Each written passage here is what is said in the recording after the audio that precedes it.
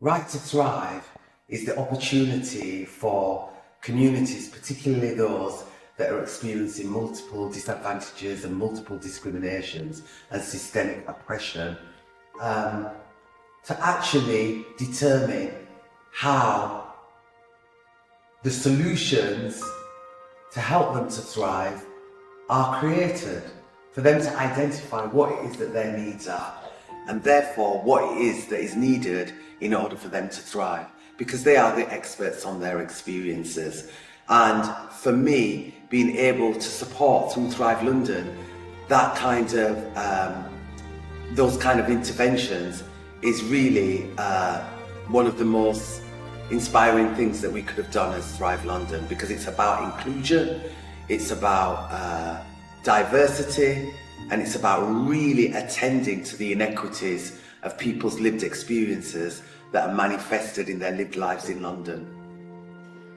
We work in communities that face barriers, and that's what this whole initiative has been about. When you face barriers, it impacts your ability to thrive. So with this run of funding, we're working with people living with long COVID, and one of the issues that they deal with is isolation.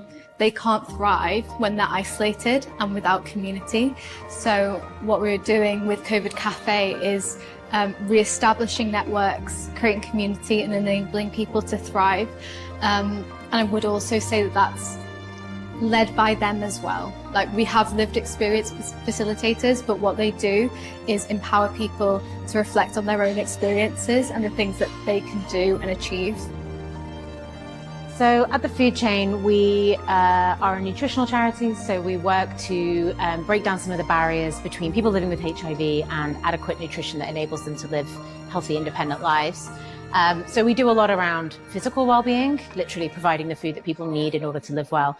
But we do so much more than that. Our Eating Together meals are a safe space where people living with HIV who are experiencing isolation and stigma can come together to share a hot meal, but also to share conversation. Food kind of encourages conversation in a very natural, organic kind of way, puts people at ease, puts something comfortable between two people to enable them to bridge that gap. And we've seen some really beautiful friendships flourish over a shared hot meal, not just between service users, but also between service users and volunteers and staff. And in that way, building a community creates a sense of resilience among everybody who participates in it that enables them to hopefully lead a life richer in well-being. Right to Thrive means to me that they are aware of mental health. They're very in the community. They do a lot around mental health, and especially in the young people, because it's so important. And I just like the fact that they are putting it out there. It's not taboo no more. You know, if you've got mental health, you can literally say it and they give you a great safe space for you, really, to be quite honest. And so to thrive, to me, means to be who you need to be.